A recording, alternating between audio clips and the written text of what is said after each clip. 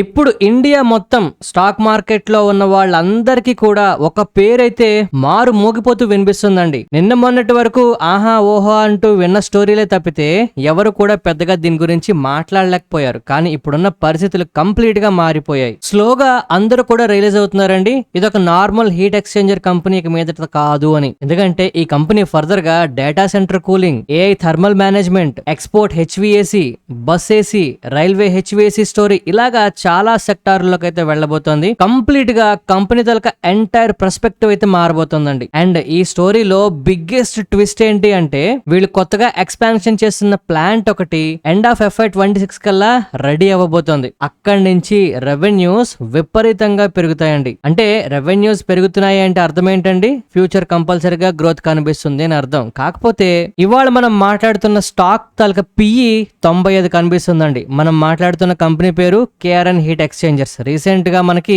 Results వచ్చాయి, చాలా బాగా ప్రకటించారు. మేనేజ్మెంట్ వాళ్ళు ఫ్యూచర్ బాగుంటుంది అని గ్యారంటీగా చెప్తున్నారు. కాకపోతే ఈ స్టాక్ PE చూస్తేనే కొంచెం భయంగా ఉందండి. ఎందుకంటే ఈ కంపెనీ తలక డైలీ చార్ట్ ఓపెన్ చేసి చూస్తే ఒక విషయం అయితే చాలా క్లియర్. ఈ కంపెనీ రీసెంట్ టైమ్స్ లో గడిచిన నెల 2 నెలల్లో బాగా పెరిగిపోయిందండి. PE కూడా ఎక్కువ కనిపిస్తుంది. చాలా మంది ఏంటంటే నిరుత్సాహపడిపోతారు, సార్ ఇలా పెరిగిపోయిన తర్వాత కాదు పెరక్క ముందు చెప్పండి అని. ఈ వీడియో తలక ప్రధాన ఉద్దేశం అదేనండి. ఇది పెరిగిపోయింది అనుకోవడం భ్రమ. కాకపోతే ఇప్పుడు కంపెనీలో ఏం జరుగుతుందో, కంపెనీలో ఎంత గ్రోత్ వస్తుందో తెలుసుకోకపోవడం తప్పు. అండ్ ఫ్యూచర్ లో కంపెనీ తలక గ్రోత్ గురించి మాట్లాడుకుంటున్నాం కనుక ఇప్పుడు బ్లైండ్ గా కొనేయడం కూడా తప్పే. ఇది బైసెల్ రికమెండేషన్ కోసం నేను చేస్తున్న వీడియో కాదండి. ఒక కంపెనీలో ఏం జరుగుతుందో మీకు ఖచ్చితంగా తెలియాలి. ఇప్పుడు KRN వాళ్ళు కెపాసిటీ ఎక్స్పాన్షన్ చేస్తున్నారండి. డేటా సెంటర్ తలక డిమాండ్ ఇండియాలో పెరుగుతోంది. అండ్ ఇది చాలా విజిబుల్ గా కనిపిస్తుంది. 16 to 20% ఆఫ్ ద రెవెన్యూస్ ఇప్పుడు డేటా సెంటర్ థీమ్ నుంచి వస్తున్నాయి వీళ్ళకి. ఎక్స్పోర్ట్ తాలూకా గ్రోత్ కనిపిస్తుంది. బస్ ఏసీకి సంబంధించి స్కేలింగ్ అనేది ఇండియాలో జరుగుతోంది.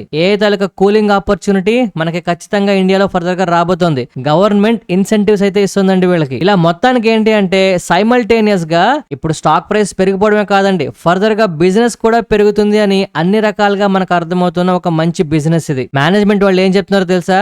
నెక్స్ట్ ఈ 2026 ఎండింగ్ కల్లా మా కెపాసిటీ ఎక్స్పాన్షన్ అయిపోతే అక్కడి నుంచి 2 సంవత్సరాల పాటు మమ్మల్ని ఎవ్వరూ ఆపలేరు అన్నంత ధైర్యంగా వీళ్ళు మాట్లాడుతున్నారు. సో ఎప్పుడైతే ఒక కంపెనీ ఇలా మాట్లాడుతుందో కంపెనీ స్టాక్ ప్రైస్ ఇమ్మీడియట్ గా పెరగడం కూడా మనం చూస్తామండి. ప్రాబ్లం ఏంటంటే ఈ PE తో ప్రాబ్లం. ఇంత PE ఉంది కనుక దీన్ని అవాయిడ్ చేయాలని చాలా మంది చెప్తుంటారండి. కానీ నేనేం చెప్తున్నాను ఒకసారి వినండి. హై PE స్టాక్స్ కి హై గ్రోత్ ఉంటుంది.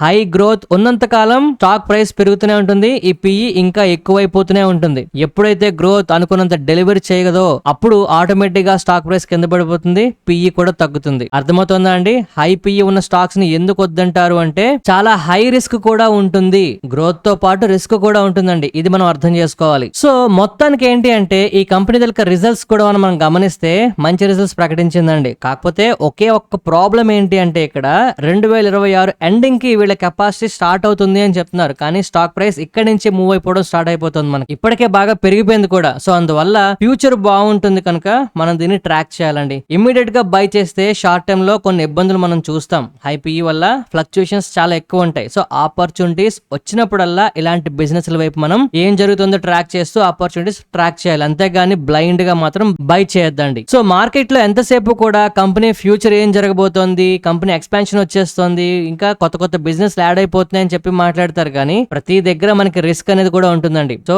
రిస్క్ ను కూడా మనం క్యాల్కులేట్ చేసుకోవాలి. చాలా మంది ఏంటంటే కంపెనీ గ్రోత్ బాగుంది, రిజల్ట్స్ బాగా ప్రకటించింది అనుకుంటారు, రిస్క్ గురించి మాట్లాడటమే మర్చిపోతారు, ఆలోచించరు. ఎందుకంటే అంత ఫ్యూచర్ గ్రోత్ పాజిటివిటీ లాగా మాట్లాడుతుంటారు. రిస్క్ కూడా మనం గమనించాలండి. అందుకే నేను మళ్ళీ చెప్తున్నా, కొంచెం జాగ్రత్తగా నెమ్మదిగా లాంగ్ టర్మ్ కోసం ఇలాంటి స్టాక్స్ ని స్టడీ చేసుకుంటూ అవకాశం వచ్చినప్పుడల్లా మనం ఫ్యూచర్ కోసం కరెక్ట్ ఆపర్చునిటీస్, ఆ కరెక్ట్ టైమింగ్ కోసం మనం వెయిట్ చేయాలి. ఎందుకంటే ఇంతవరకు మార్కెట్ లో వస్తున్న న్యూస్ అంతా కూడా నిజమే, పాజిటివే, సెంటిమెంట్ మారుతుంది కరెక్టే. కానీ ఎగ్జిక్యూషన్ అనేది జరగకపోతే ఎంత న్యూస్ ఉండి ఏం లాభం అండి? మనం ఎగ్జిక్యూషన్ ని ట్రాక్ చేయాలి. ఓకేనా? ఈ ఒక్క విషయాన్ని జాగ్రత్తగా గుర్తుపెట్టుకొని దీన్ని ఖచ్చితంగా ట్రాక్ చేయండి. చూద్దాం కంపెనీ వాళ్ళు చెప్పినట్టు 2 సంవత్సరాల్లో బిజినెస్ ఎగ్జిక్యూషన్ చేస్తే ఎలాగా ఈ కంపెనీ ఎక్స్పాండ్ అవుతుందో, ఫర్దర్ గా మనకి ఎలాంటి ఆపర్చునిటీస్ ఇస్తుందో ప్రతి దాన్ని ట్రాక్ చేద్దామండి. హోప్ ఈ వీడియోతో మీకు ఒక మంచి స్టాక్ గురించి అలాగే ఒక మంచి ఆపర్చునిటీ ఫ్యూచర్ లో రావాలని చెప్పి నేనైతే మనస్ఫూర్తిగా కోరుకుంటున్నా. సో ఇవాళ చెప్పిన పాయింట్లు మీకు నచ్చాయా అండి? నచ్చితే మన వీడియోకి తప్పకుండా లైక్ చేయండి, మన ఛానల్ కి సబ్స్క్రైబ్ చేయండి. ఈ హెల్ప్ చేస్తారని ఆశిస్తూ మరొక మంచి వీడియోతో కలుద్దామండి. ధన్యవాదాలు.